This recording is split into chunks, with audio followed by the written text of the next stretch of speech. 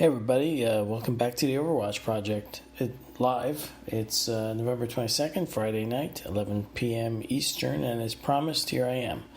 So I'm going to open up my chat window. I don't know if anybody is listening yet, but if you didn't tune in live, you can always listen later.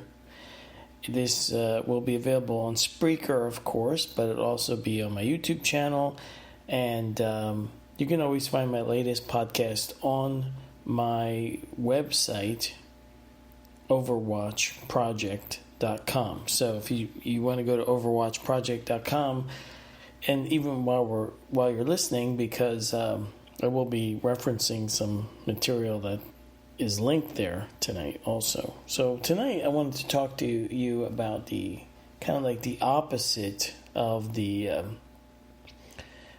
2 episodes ago, where I talked about the BS, this message that we get from some people where they just want to ignore everything bad, and it's, everything is oneness, everything is light, everything is love, and there is no evil. That those people that have that extreme view. But then I realized from some of the people leaving comments on my site, and a while ago I recommended people check out Cyrus Kirkpatrick's YouTube channel, and he also has a website which I link to on my site. His YouTube channel is called Afterlife Topics and Metaphysics, but if you just search in YouTube for his name, Cyrus Kirkpatrick, it's one of the very first results. Or you can, I guess, look for his channel, Afterlife Topics and Metaphysics. His website is linked on my OverwatchProjects.com links section. So if you go to OverwatchProject.com and click on links, because his website actually starts with an A, it's right near the top, and there's a couple links there for people to check out. But he made a video a couple weeks ago because he was getting some really negative comments from people, some really negative things thrown at him, I guess, from some people that actually came from my channel. And his video from 2 weeks ago is called Soul Traps, Archons, Reincarnation Cycles. And so if you go to his YouTube channel, you can find out what I'm talking about. But he was a bit upset, and rightfully so, because he is an out-of-body experiencer. I just want you to listen to everything I have to say. If this is before you come to a conclusion or a judgment of what I'm talking about.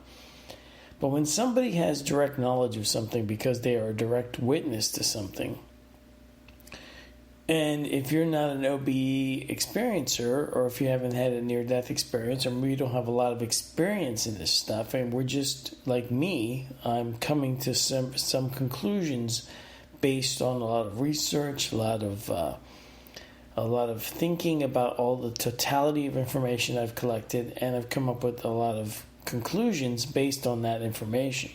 But when somebody has direct witness testimony, like Cyrus, or like the people that have near-death experiences, which are really temporary death events. They're not, it's kind of like not really well named near-death experience. A near-death experience could mean you almost get run over by a bus and scared the crap out of you, and that's a near-death experience. But when people have a complete cessation or stoppage of their heart and brain activity, and they are actually temporarily, their bodies and brains are shut down, and their spirit or soul is temporarily expelled, released for a time, and when their bodies are resuscitated, they're kind of pulled back in. That is a temporary death event. But what we're talking about here is those people and people that have out-of-body experiences, like Robert Monroe and William Bullman and Cyrus here, that is direct witness testimony. So you can say you believe what they're saying or you don't believe what they're saying, but to question the information they're giving you as being wrong because they don't know what they're talking about, that just doesn't make any sense. So on the inverted side of everything is all love and it's all light and it's all good, you have this, I think, this other side, and which I've never actually said this, but some people seem to express this opinion that everything is all evil. It's all dark. Everything is run by these archons, and it's all a trick. You're not actually meeting your relatives in the afterlife. Everything you see is a deception. It's all darkness. It's all evil. Well, that can't be true either. That is the opposite of the all light and all love crowd, but it's just as bad. It doesn't fit the totality of all the information. We don't really understand completely because of our consciousness is so limited in our human experience. So we have to try to figure out what happened here. On the one hand, you have the physical human being, which, in my opinion, based on all the research I've done, was a product of tampering with the nature here. So some beings, whether they be advanced aliens or some beings that you would say were much more advanced, maybe in some way we don't understand, and then we end up calling them like gods or whatever. But these beings tampered with life on Earth and then manipulated it to create humans. That's really that ancient aliens theory, but not as Hollywooded up as the Ancient Aliens show. I really don't. A lot of that stuff on that show is just a bunch of BS. But in the root theory does hold water when you examine the totality information. So human beings have a tremendous problem psychologically, and that comes from our immense ability to hold contradictory ideas at the same time, a phenomenon known as cognitive dissonance. So when you have cognitive dissonance, you can ignore the fact that this is true over here and think something else is true over there. Two things can be opposed to each other, and you still hold them both to be true. The people that hold the notion that everything is negativity, everything is darkness, everything is evil, that can't be true, because I know I'm not evil. And I know many people that I see commenting on my YouTube channel are not evil. And I know many people in real life that are not evil. They may be confused, and they may have some beliefs that really don't make any sense with the totality of information, but they're not evil people. So if you know that there is such a thing as goodness, and many people have empathy and compassion and all this other stuff, that's got to come from somewhere. So when Cyrus has an out-of-body experiences, the reason I recommended his channel was because he's the only one that I feel, I mean, there may be others, but truly have a balanced view of reality, and he talks about both the good and the bad.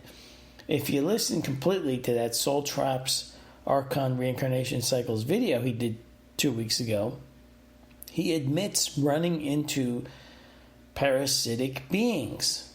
Now keep in mind that the Gnostics called them archons, but really that's also a term that's not quite accurate. An archon means a lord or a ruler. These things are parasites. They are not lord or rulers. They just like to pretend they are. They actually don't have really any power, just the power that we give them because we believe in what their deception is. On Earth, that's manifested everywhere as a phenomenon known as statism, or the delusion most people have that there's such a thing as authority that can have people, other human beings, that have rights you don't have. This delusion of this authority is the same thing that you find in the near-death experiences when they get confronted with beings that project themselves to have some form of authority over the person that has the NDE. But out-of-body experiencers, I found, are different. because they are repeatedly going into these astral planes and retaining their memories, coming back the next day and processing what the hell they witnessed over there. So someone like Cyrus will admit, hey, yeah, I met parasitic beings. Of course, you have to keep in mind something very important. Once you are free of the human slowdown, or the brain, which is a reducing valve to your consciousness has a lot more power, including the power of telepathy. I mean, you don't really have a mouth when you're talking in the astral plane. You're actually communicating with your thoughts. If you become comfortable with that, or realize that is what's going on, it's not really communication like we have here on Earth.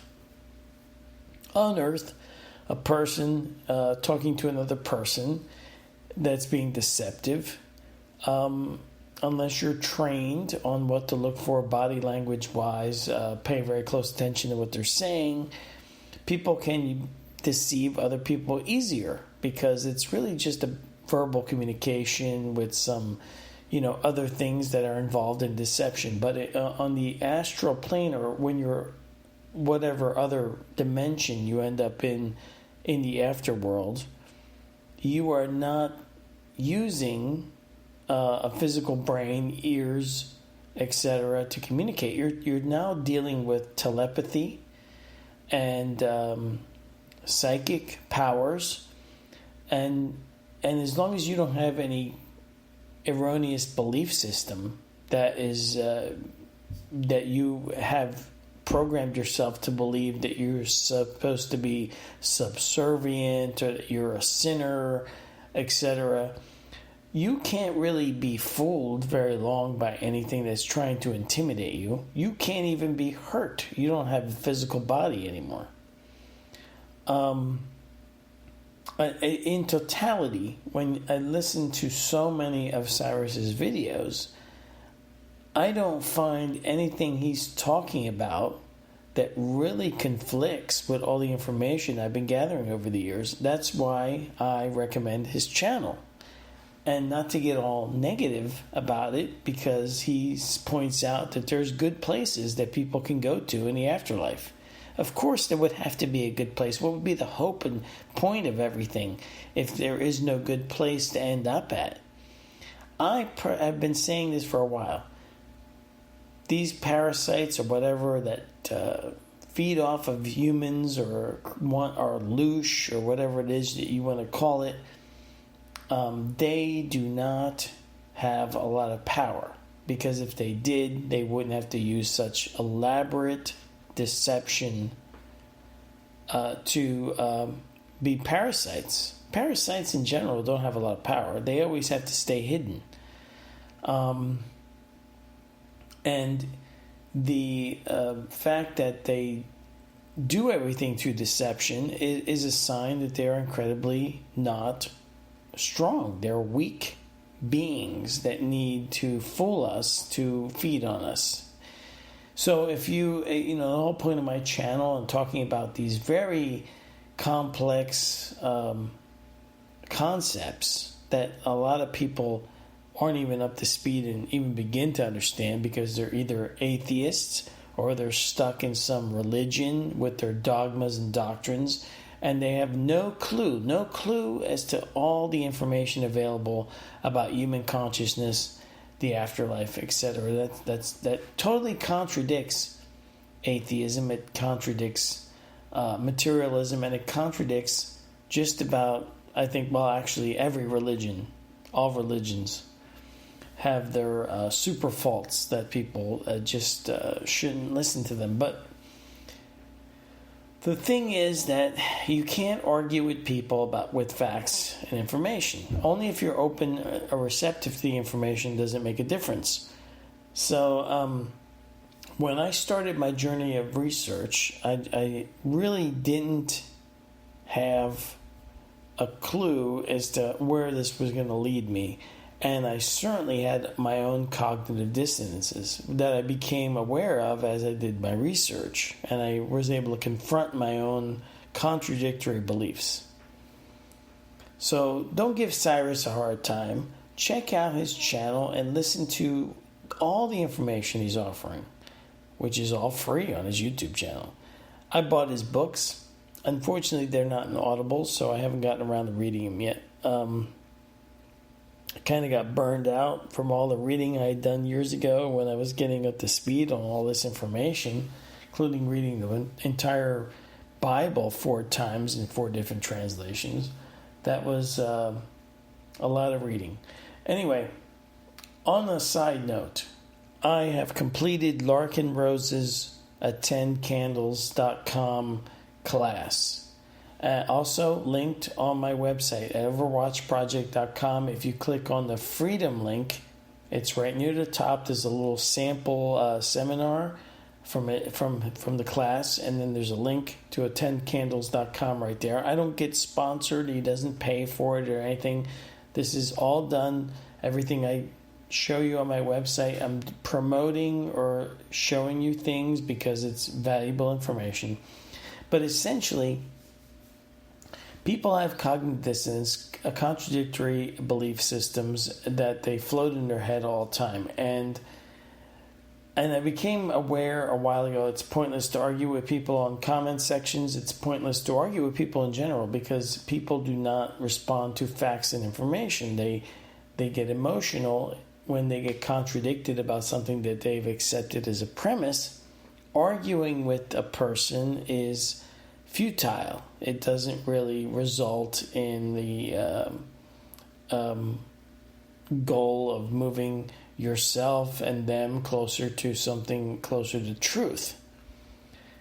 But something that Larkin Rose, who is a voluntarist, has come up with after many, many years of also realizing this phenomena is true in people, and what we humans are really good at, we're really good at figuring out when something isn't working the way we want it to, figuring out a way to hack it. We're all, in one way or another, if we're determined and we have a necessity, we figure out a way to do something and make it effective. That's the great thing about humans that we are able to do. And just like I'm sure in the afterlife, when we apply everything we learn here, when we are learning actual knowledge and not BS religions or materialism, when we enter the afterlife with that kind of information, we'll have an advantage over a lot of other people who will probably end up getting reincarnated back here. But at the same time, if you actually wanted to help people confront their own mismatched thinking, then Larkin Rose came up with this program. It's basically called Candles in the Dark, but it is a method of talking to someone without arguing with them. It is a method of making someone uncomfortable with their own thoughts without you being the cause of that uncomfort. The uncomfort's actually going to come from inside them. I took the whole course over the last week, and it's amazing because once you finish understanding the process, there's many, many sample. Oh, hey, Nathan, welcome. Thanks. Thanks a lot for sharing. I am not on Facebook, by the way. I don't have any Facebook account. So, but thanks for putting my link out there. And I'm sorry, I don't know when you came in to listen, but hopefully if you missed anything, you can just go back later after it posts on Spreaker or YouTube and play it from the beginning. Thanks for tuning in. So, as I was saying, Larkin Rose has come up with a great system of being able to communicate with somebody and nudge them into actually thinking about what they actually believe. This is profound because I've been saying this for years now. Once I realized the huge list of cognitive problems when you're talking to people. Hey, Deanna, thanks for tuning in. Thanks for the compliment. So I really I hope people would choose to take this attendcandles.com class that Larkin is giving out. It is a little expensive. It's $75, so that was kind of expensive, but it's like a 8-hour course with all the added demonstration videos where you can actually see. And how should I describe it? What he's actually done is said, look, you can't really argue with somebody and change their minds. If you want people to change their minds, they have to change their own minds. No one was able to nudge me off of, keep in mind I was indoctrinated into Christianity. So after 12 years of going to Catholic school, from kindergarten all the way through high school, you can imagine the subconscious beating I took, internal programming that was at work. When I started doing my research into all this stuff, I was still stuck in a Christian mindset where I figured, well, at some point I'm going to discover authentic Christianity. But what really happened was at the end of all the journey of research was that everything I thought I knew crumbled. It was a really disturbing time, and when you disturb your own belief systems, it's really an unraveling experience. But even trying to understand everything that's going on in the world, and then what is happening in the afterlife, is a bit overwhelming, especially for me, who doesn't have the out-of-body experiences like Cyrus Kirkpatrick does. He actually is able to kind of probe the other side, along with other people. Like there's genuine mediums out there, and you can get a lot of intel information from these people and try to figure out what's really going on in the totality. But in reality, one of the root problems humanity has is the failure to understand actual natural law, the real thing that governs morality. Is something that we just have been detached from. That's one of the things that happened when I broke away from the whole Christian doctrine and dogma, was when I realized that the things that they teach you and the things that you're supposedly at fault for, this original sin concept, is actually all inverted. Humans definitely didn't bite from a fruit that gave us the knowledge of good and evil. Humans in general, don't even understand what actual good and evil are. We are completely disconnected from natural law. We have to figure it out the hard way. Natural law, when you understand it, again, OverwatchProject.com, there's a link in the navigation called Freedom. And if you don't know what I'm talking about, all the resources to listen and learn are right there on that page. So, actually, that was all I had to say tonight. Was I wanted to talk about the negativity that was thrown at Cyrus, and that all things cannot be evil. Sometimes people may meet beings that try to deceive them in the afterlife. Other times, let's see, Deanna, I did that this year. Break down everything I believed and applied logic to it. Very disturbing process, but so necessary. I just asked myself, what? Oh, wow. Okay, Joanne Summers. Oh, hold on. I have a big comment here. I'm just going to take a moment to read it. Joanne Summers basically saying she doesn't want to return to Earth after death. She has I'm really sorry to hear that, Joanne. I hope that you're... Oh, wow. Okay, I don't know if you want me to read that aloud to other people, but thanks for sharing that. I'm sorry you don't feel well. But again, for anybody tuning in and trying to sort this stuff out, you cannot be made to do anything against your free will, especially in the spirit form. You don't have a physical body that can be tortured or actually hurt. You can only be made to think that you're being hurt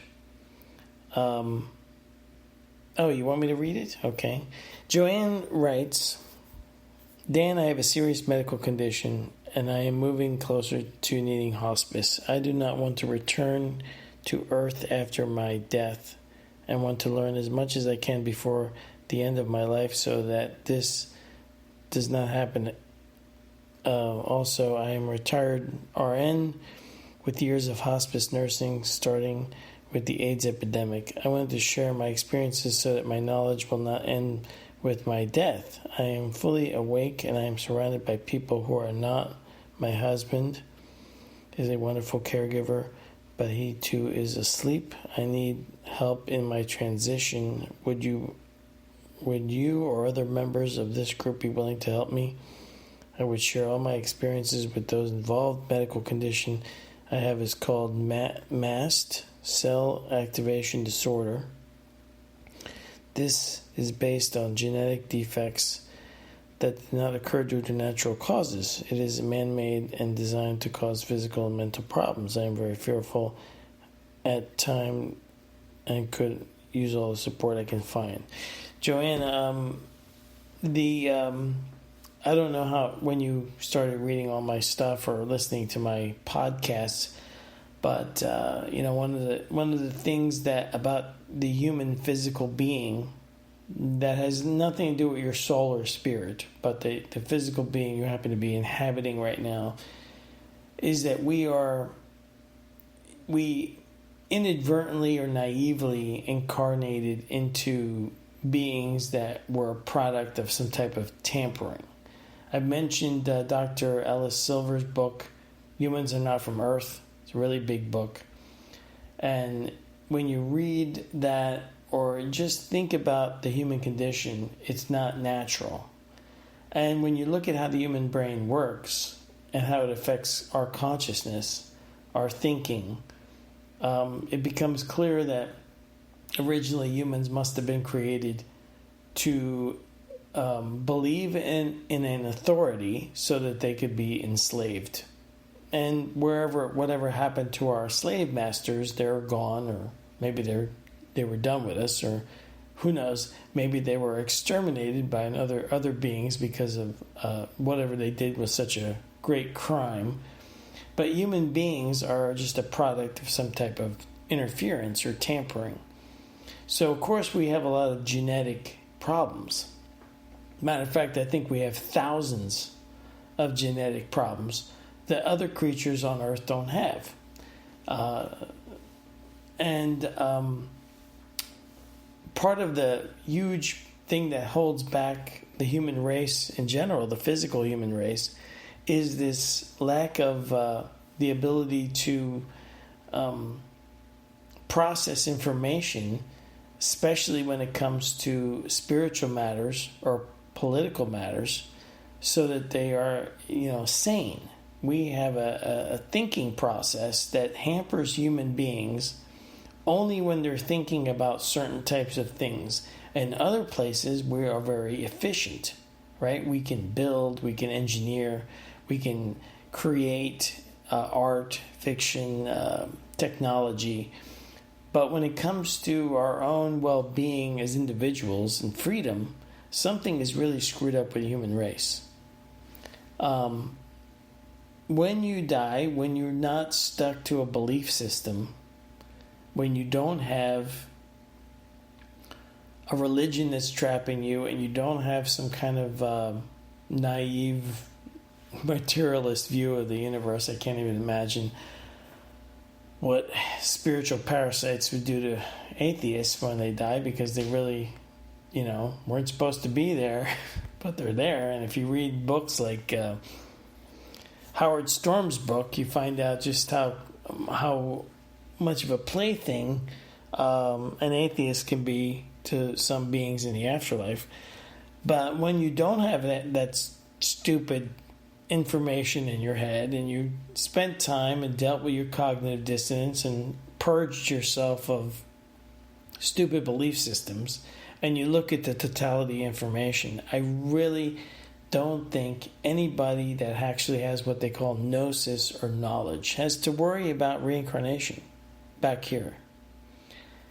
But the other thing that, originally I was trying to address tonight was the problem was that out-of-body experiencers generally want to fluff off the evil part of the afterlife.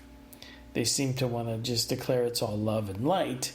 And the only one that I really found that has a balanced view, let's compare it. Robert Monroe, his 3 famous books deal with his out-of-body experiences. In his second book, he's confronted with some real negativity about Earth and its real purpose, for humans' real purpose to generate something called loosh. And it really struck me as bizarre when I was reading that, because after that he goes into a great depression because he was confronted with something that was very negative thing about human beings.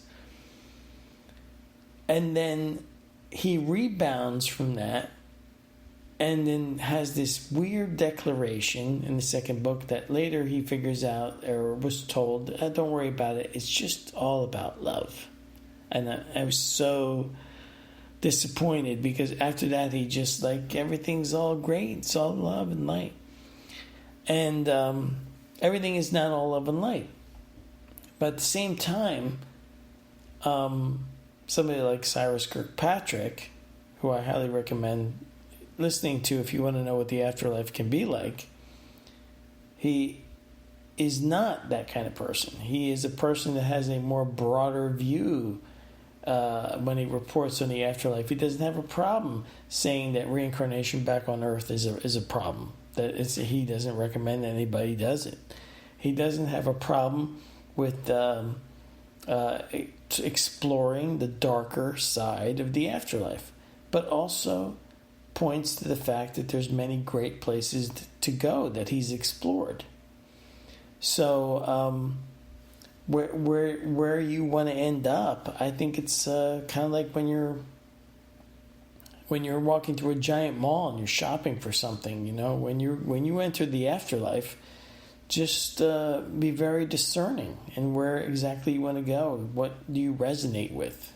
If you're a good person, you're going to end up going to a good place.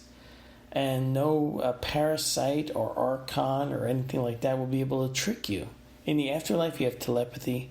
You have powers that you don't have as a human being. And you are not going to be tricked. You are going to analyze any beings that are communicating with you, and you're going to discern their true nature, their true intentions, and therefore you won't be fooled or tricked because you're more powerful than you can ever imagine. I really believe that human beings themselves, because we are spirits trapped in matter, essentially, have so much power, and it leaks out left and right. That's why there's a placebo effect and a nocebo effect. And then when it really breaks free for a moment or two, because remember, human beings are terribly disconnected from their own minds. Our brains separate our consciousness into a very tiny amount of conscious thinking and a huge amount of subconscious thinking. And when you are programmed in your subconscious to believe something is or is not possible, it doesn't matter if you tell yourself it is, you're not going to be able to do it. But once in a while, people really genuinely have believed in their subconscious that something is possible. And because of whatever reason they come up with, doesn't matter.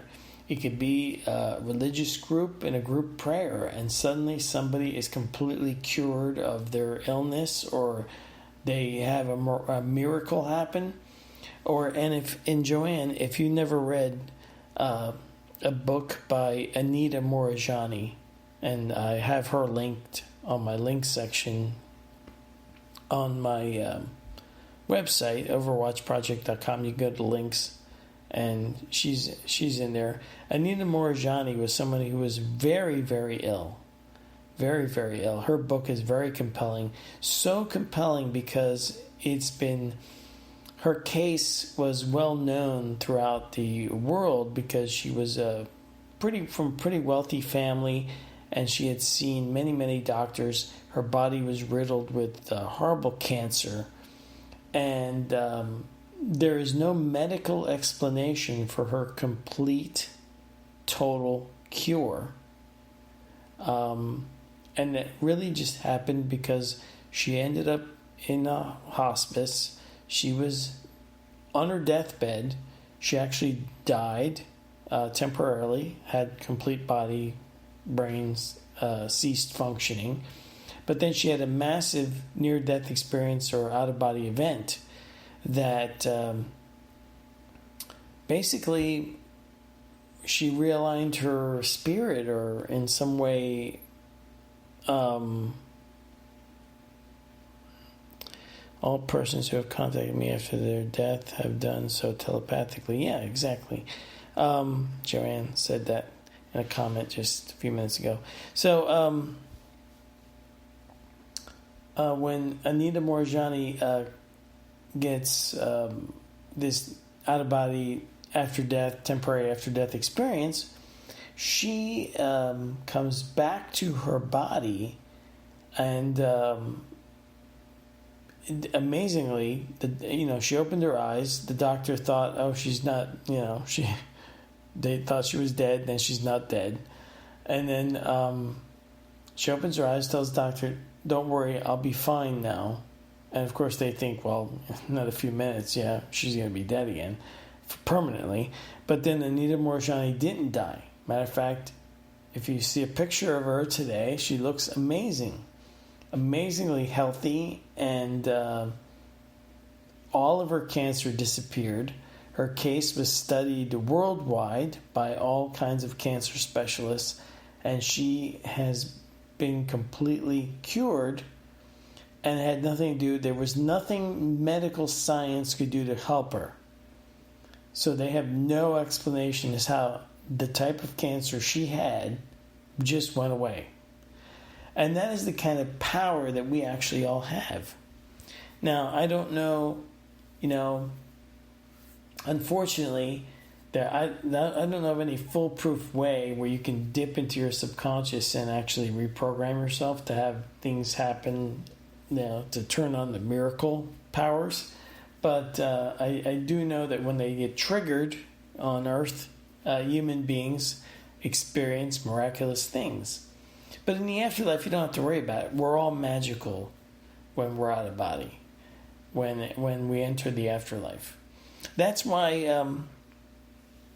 Joanne, if you haven't yet, go to Afterlife Topics and Metaphysics. It's linked in my link section at OverwatchProject.com, or just go on YouTube and search for Cyrus Kirkpatrick and his YouTube channel, Afterlife Topics and Metaphysics, and listen to all the information that he has available about the afterlife. He doesn't sponsor me or anything. I barely know the guy. I only have communicated with him via comments on YouTube. So this is just my genuine feelings and interpretation of his work, and how we need more people like this. I said years ago in a podcast a long time ago, why is it that these people that have out-of-body experiences, why is it that near-death experiencers don't investigate like investigators when they're on the other side? They just seem to be like some of these people that are so-called gurus and they think they know everything, when you really listen to them describe their experiences,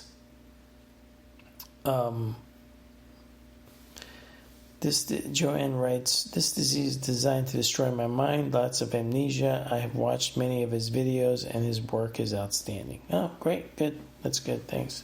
Sorry about the amnesia. Amnesia is an interesting thing because these materialist scientists that study Alzheimer's, they're still trying to find memory in the brain, you see. And I'm sure it's not in the brain. The brain is more like a processor. It's not like humans are computers, but we're sort of like computers in certain ways, the way that our biological mechanisms work. When somebody has Alzheimer's, or when you have amnesia, it's your physical brain that is reducing your consciousness. In my opinion, the physical brain that is hampering your consciousness is now not functioning correctly and is no longer able to tap into your mind, which is your soul, your spirit, how your spirit thinks, and access your memories. Along with that, it blocks memories of past lifetimes as much as possible. And, somebody linked to Cyrus's channel. Yeah, he does interview people in the astral. That's what I'm talking about. He has an ability that I don't. I've had some paranormal experiences, but they're not within my control. People like Robert Monroe, William Bullman, all these other people, they are able to, I guess, their physical brain or the way their biology is or the way their consciousness has interfaced with their human bodies, they are able to jump out by will, at night and project themselves out into these other realms. And I find that most of these people, they just go looking for what they want to find. Whereas Cyrus here goes looking for what is out there. And genuinely has a lot of information about both good and bad things out there.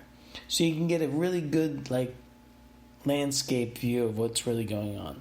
Where you kind of want to go, where you don't want to go, how the rules work. Frankly, it sounds really exciting to me, some of this stuff.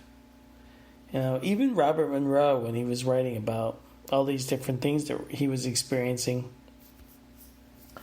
it really sounds like an amazing, more profound life that you have when you're done being human. As long as you don't get stuck in a reincarnation loop, which you can't be forced into. So you've committed yourself not to come back here like I have. You won't. There's nothing that can make you do it. Especially when you're not stuck on some stupid belief system that you think, I have to go back. I gotta try again. No, you don't. We don't have to do that. So, that was pretty much it. It's been 43 minutes now. I think I'm gonna call it a night. I'm a little tired. I planned this podcast several days ago, and I didn't want to let people down and not show up, but I was really tired today, so I'm going to call it a night. Check out OverwatchProject.com. Don't forget to look for Cyrus's website link in my links section. And please check out Larkin Rose's Attend Candles on my Freedom page. It really is a technique to really unhinge people from their really schizo thinking that most people have. So give that a shot. Nathan writes, when I had my ND in 2013, I saw what looked like fiber optics. It was like being inside of a circuit board of some kind. Well, I think that I really believe that because our subconscious really is where all the information's kept kind of prison in there, that we mimic in our physical world here. We are creative beings that are mimicking